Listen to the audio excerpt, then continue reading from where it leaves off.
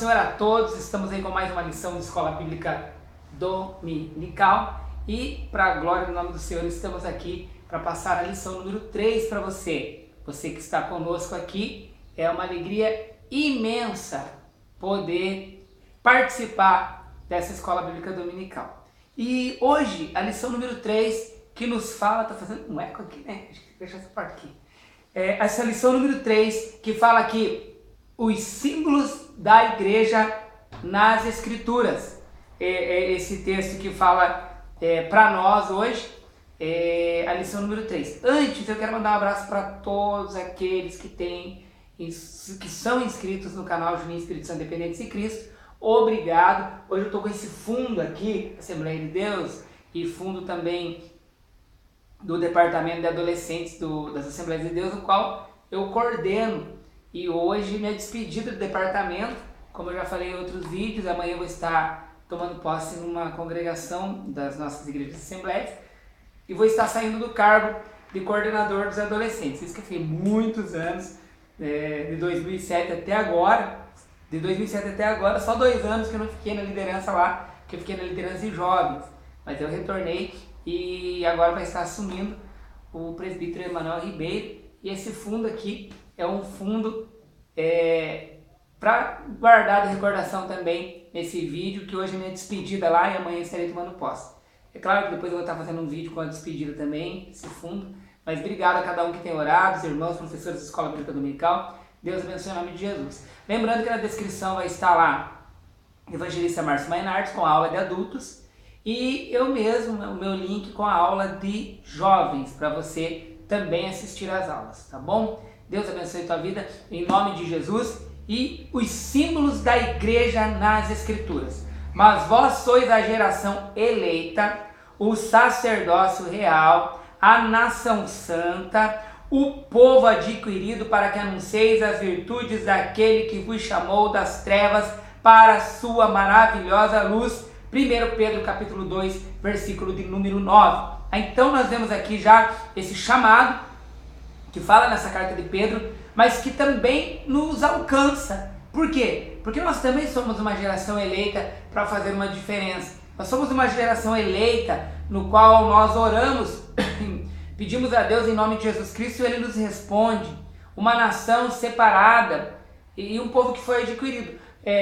Quando Jesus derramou o sangue na cruz do Calvário, nós o abraçamos como nosso Salvador, Ele nos resgatou e nos adquiriu, e por isso saímos das trevas para a maravilhosa luz. Então a lição número 3, esse versículo é o versículo inicial, e os objetivos da lição fala aqui sobre o papel da igreja como noiva de Cristo, sobre o papel da igreja enquanto templo de Deus, e discutir sobre a unidade da igreja como corpo de Cristo. Sintetizando a lição, em toda a Bíblia existem vários símbolos usados para fazer referência à igreja, sobretudo no Novo Testamento. São empregadas algumas ilustrações, símbolos, metáforas para expressar a relação que existe entre Cristo e a igreja. Então, sintetizando a lição, estou tossindo aqui porque, como eu sempre falo do sul aqui, hoje nós estamos aí aproximadamente quantos graus, né, Matheus? Aproximadamente uns 15 graus, por aí, né? Esfria aqui, esquenta, esfria, e a gente vive engripado. Tá, Efésios 5, versículo 24 ao versículo 27, é a leitura bíblica em classe. E 1 Coríntios, capítulo 12, versículo 12 a 14. No versículo 27 de Efésios 5, ele diz assim: para apresentar a si mesmo igreja gloriosa, sem mácula, nem ruga, nem coisa semelhante, mas santa e irrepreensível. Aqui ele demonstra o que nós devemos fazer como igreja, nos apresentar sem pecado, sem mácula, sem mancha, sem escândalo. E logo após, é claro que a gente vai falar um pouco mais, eu acho que a respeito desse texto, mas lá em Coríntios também fala aqui, ó. Porque assim como o corpo é um e tem muitos membros, e todos os membros, sendo muitos, são um só corpo, assim é Cristo também. Então, esses dois textos aqui são da leitura bíblica em classe. A introdução, ela diz assim: o propósito dos símbolos é ajudar a compreender a natureza da igreja e seu relacionamento com Jesus. Precisamos entender que são apenas ilustrações. Nossa atenção maior deve estar centrada na pessoa de Cristo como Senhor e Salvador, que reina no céu e habita entre nós. Então, nessa introdução, fala-se desse relacionamento com o Senhor. Precisamos nos relacionar com Jesus. A todo momento que nós nos relacionamos com Jesus, nós passamos a ficar iguais a Ele, parecidos com Ele. Tem um ditado aí no mundo que diz assim: diga com quem tu andas, eu direi quem tu és. Então é muito fácil você conhecer quem se relaciona com Jesus Cristo. Porque as pessoas que se relacionam com Jesus Cristo, elas se tornam iguais a Jesus Cristo. Então, esse início aqui da introdução fala de se relacionar com Jesus. Davi que gosta de vir aqui aparecer na câmera toda vez. Cumprimenta eles aí. Paz do Senhor. Ele gosta disso, né? Amém. Ele gosta disso. Tópico 1. Tópico 1. A igreja simbolizada como a noiva de Cristo. Mateus pode chamar a Vanessa lá, tá? A igreja, assim, desculpa aí, a gente tá aqui em casa, barulho de carro e tal, e eu tenho que gravar esse vídeo, acontece algumas coisas assim, mas Deus proverá, Deus provê tudo. A igreja simbolizada como noiva de Cristo. Uma das várias simbologias atribuídas à igreja na Bíblia é a figura de noiva. Na carta aos Efésios, o apóstolo Paulo traz uma comparação entre a relação conjugal e o amor genuíno que precisa haver entre os cônjuges. Ao de Cristo, por sua igreja, vejamos: vós maridos, amai vossa mulher, como também Cristo amou a igreja e a si mesmo se entregou por ela. Efésios 5:25. Olha a comparação. O amor dele, como o amor de Jesus pela igreja, é o amor do marido pela sua esposa. Para existir um amor verdadeiro, um amor que Cristo amou a igreja e que nós devemos amar também a igreja, assim como o marido. Diz aqui, para você ver, para você entender melhor: vós maridos, amai vossa mulher, como também Cristo amou a igreja. Então, aqui ele dá um conselho para os maridos, mas demonstra o amor de Cristo, que se entregou por ela, pela igreja. E esse é o amor de Jesus. São símbolos na igreja, que fala aqui de Jesus Cristo, e o exemplo do marido. E aqui também vemos aqui, o texto evidencia o profundo amor do noivo Cristo pela noiva igreja. E aqui entra a noiva de Cristo. Algumas pessoas não entendem, mas Jesus foi casado, mas que não é. A noiva é que simboliza, a igreja é a noiva de Cristo, que se encontrarão nos ares. Jesus morreu pela noiva de Cristo, pela noiva dele. Então, é um símbolo, Jesus o noivo e a igreja a noiva, aonde se encontrarão. É um símbolo usado que algumas pessoas, ou muitas pessoas, não entendem, que é Jesus o noivo e a igreja o símbolo de uma noiva.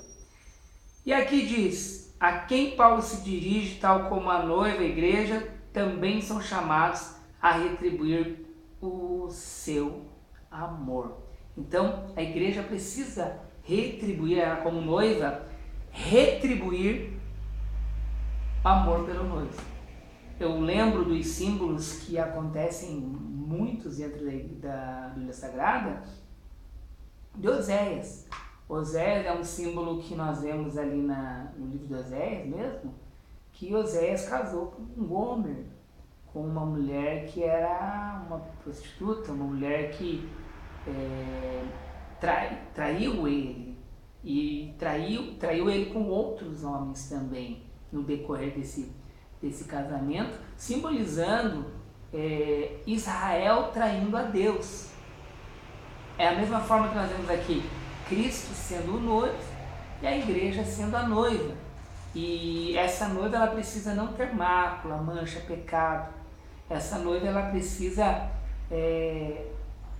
amar o noivo, retribuir o amor do noivo, amá-lo incondicionalmente, ter um amor verdadeiro com o noivo. Aí nós lemos o tópico 1.1, a lealdade e devoção da igreja. A igreja figurada como noiva salienta a lealdade, devoção e fidelidade que ela precisa ter com Cristo. A Bíblia aponta para o amor de Cristo à igreja e a sua comunhão com ela, assim como eu acabei de explicar para vocês. E aqui o apóstolo Paulo ainda diz: porque estou zeloso de vos com o zelo de Deus, porque vos tenho preparado para vos apresentar como uma virgem pura a um marido, a saber, a Cristo, segundo Coríntios 11:2. Paulo estava se referindo à glória de Cristo, a qual a igreja, como sua noiva, compartilha da eternidade. Como já visto, a igreja primitiva aguardava ansiosa o retorno de Cristo.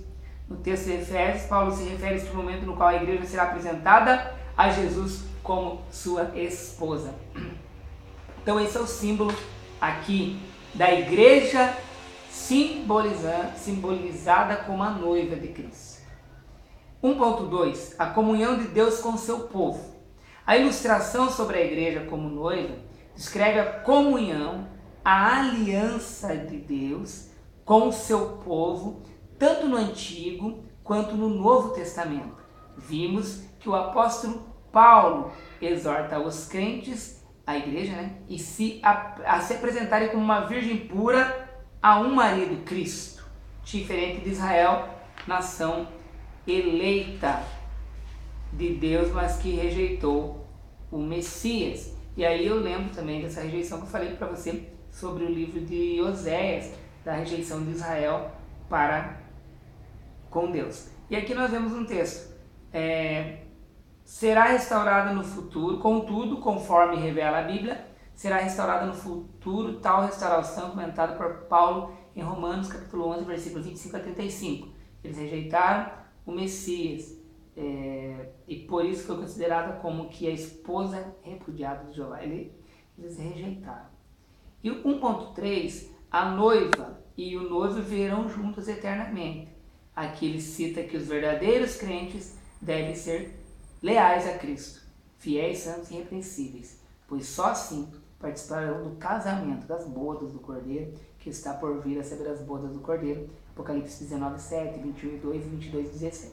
Então, as bodas do Cordeiro, no qual é um banquete, no qual estarão sendo esse casamento, essa festividade, esse momento único e maravilhoso, no qual a igreja estará participando como noiva, juntamente com o noivo Cordeiro de Deus.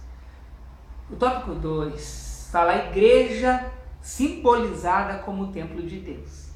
Conforme nos ensina o apóstolo Paulo, a igreja de Cristo é simbolizada como um templo, edificado sobre o fundamento que é Deus, Efésios 2:20, 1 Pedro 2:6. Nós, os crentes salvos em Cristo, somos as pedras vivas, 1 Pedro 2:5, que estão sendo moldadas constantemente na graça e no conhecimento pela mensagem de Jesus. Daí ele fala aqui dos edificadores, sobre o fundamento dos apóstolos e dos profetas, e que Jesus Cristo é a principal pedra de esquina. É o que a gente até citou na lição passada a respeito dessa pedra de esquina. E Jesus, ele foi rejeitado, mas ele é a pedra que os edificadores rejeitaram. Todo edifício bem ajustado cresce para templo santo do Senhor, no qual também vós juntamente sois edificados para a morada de Deus em espírito. Conforme o Novo Testamento nos ensina, a igreja é a casa de Deus. Então é o lugar onde nós adoramos ao Senhor. Tem os desigrejados que não acreditam na casa de Deus. Eu lembro de um texto assim: alegrei-me quando me disseram, vamos à casa do Senhor. E há muita gente desigrejado que fala que igreja é religiosidade, é isso e aquilo. Estão totalmente fora daquilo que nós temos que nos reunir, temos que ter a nossa igreja para estar juntos adorando ao Senhor. Então ali no Salmo 122 que fala, alegrei-me quando me disseram, vamos à casa do Senhor. Então a casa do Senhor é o templo de Deus, é o lugar de adoração a Deus. 2.1, a igreja é o templo de Deus. O apóstolo Paulo nos mostra que os crentes são o templo de Deus, onde habita o Espírito Santo. Aqui, além de eu ter falado de casa de Deus, lugar de adoração, aqui também fala do templo do Espírito Santo. Eu e você somos templos do Espírito Santo de Deus. Sendo templo do Espírito Santo de Deus, então nós somos moradas do Espírito Santo. O Espírito Santo, ele habita em templo limpo. Se eu me sujar, não me purificar, ele vai me deixar. Porque ele vai habitar em lugar limpo. Então nós somos morada de Deus. Templo do Espírito Santo de Deus. Então a igreja é o templo de Deus, mas nós também somos templo de Deus. Daí fala aqui, a igreja não é apenas um lugar como um novo templo para adorar a Deus, é também um novo grupo de sacerdotes, sacerdócio santo, que podem oferecer sacrifícios espirituais agradáveis a Deus. 1 Pedro 2:5. Nós também somos casa de Deus e essa casa somos nós. Hebreus 3:6. Como o próprio Jesus sendo considerado o seu construtor, Hebreus 3:3. Então nós somos morada do Senhor.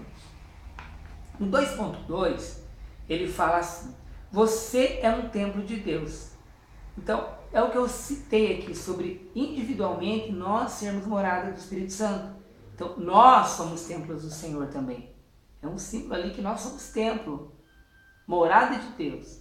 Daí ele fala assim, não sabeis que o vosso corpo é o templo do Espírito Santo, que habita em vós proveniente de Deus e que não sois de vós mesmos, porque fostes comprado com bom preço.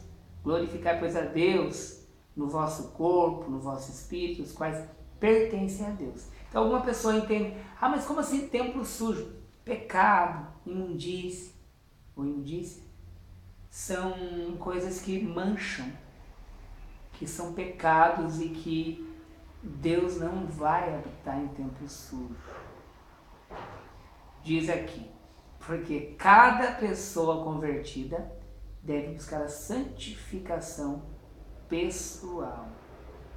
E aí para desenvolver o fruto do Espírito, que está em Gálatas capítulo 5, versículo 23, fala ali de ser desenvolver o fruto do Espírito. Daí 19 ao 21 ele vai falar a respeito das obras da carne. Então nós precisamos desenvolver o fruto do Espírito, que são as 9 virtudes que eu e você temos que carregar em nossa vida, nós que somos moradas do Senhor. Top 3. A igreja simbolizada como o corpo de Cristo. A igreja é muito mais do que uma organização. Deus a constituiu como um único corpo vivo e ativo. Alguns acreditam que é uma organização, que é uma empresa, que é quase isso e tanta coisa que inventam. Mas ela é um corpo ativo e vivo. É o corpo de Cristo. Essa igreja, ela é viva, ela trabalha na obra do Senhor. Daí diz aqui que é composto, tal qual o corpo humano é composto de muitas partes diferentes, com várias ramificações e funções distintas, assim é a igreja. Então, uma igreja ela é formada por vários departamentos, várias pessoas que têm suas funções e o Espírito Santo distribui os dons espirituais para serem usadas dentro desse templo, dentro desse lugar. Então, cada um tem uma função. Um dedo desse que falta é uma dificuldade. Se não tivesse essa mão, seria uma outra dificuldade, uma falta. Então, quando qualquer parte do corpo ele sofre algum problema, cada membro do corpo, ou cada organismo, cada órgão do corpo, mas cada membro, se ele tem algum problema, todo o corpo sofre. Então, igreja ela é simbolismo do corpo de Cristo. Nós fazemos parte como membros desse corpo. Jesus Cristo subiu ao céu e reina ao lado do Pai, entretanto sua presença se faz sentir entre nós, neste mundo, por meio da igreja e de seu Espírito Santo. Então, como que é isso? A igreja ela é movida pelo Senhor. Ela ganha almas, ela é a luz no meio desse mundo em trevas. É o corpo de Cristo, os membros trabalhando. 3.1. A igreja é o corpo de Cristo. O apóstolo Paulo se refere à igreja sob a liderança de Jesus Cristo como corpo espiritual. Nela há 3 características importantes. Vamos ver quais são: a unidade, vários dentro, membros unidos nesse corpo. Diversidade, membros e funções diferentes integrados. Mutualidade, um só corpo com muitos membros distintos, mas todos agindo mutuamente para o bem comum. Efésios 4, versículo 15 e 16. Eu lembro do tema do nosso congresso, que foi sexta e sábado agora, 6 e 7, 5º Congresso Geral da UATB, minha despedida também. Ali falava do tema nosso, foi Unidos. E o versículo, ó, quão bom e quão suave que os irmãos vivam em união.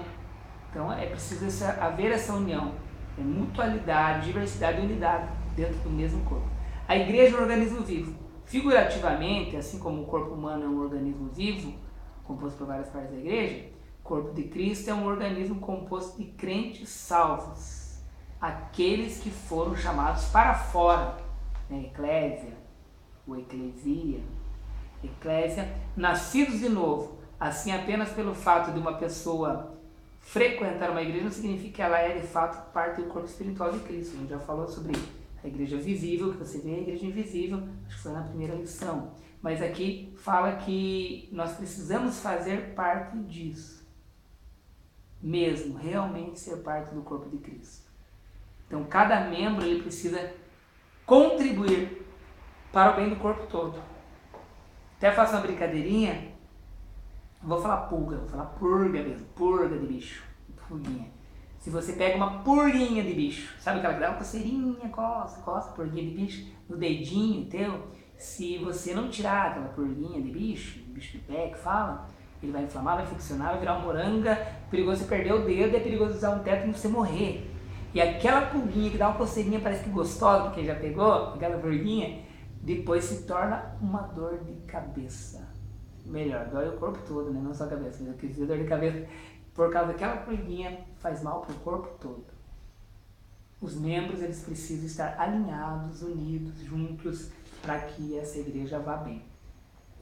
Agora tem aqui o final. Para concluir, a beleza da igreja é indescritível. Todas as imagens e símbolos que estudamos, atribuídos a ela, mostram a autoridade de Cristo e o alcance de sua obra. A atuação de Cristo assegura que seremos um corpo bem ajustado, Efésios 4:6, uma noiva pura, Efésios 5:26, um edifício indestrutível, 1 Coríntios capítulo 3, versículo 11 a 14, e um templo santo, Efésios 2:22, a igreja só é inabalável porque permanece unida a Cristo. E como lição passada, as portas do inferno não prevalecerão contra a igreja. Deus abençoe a todos. Essa é a lição. Obrigado por tudo que você tem feito. E vamos continuar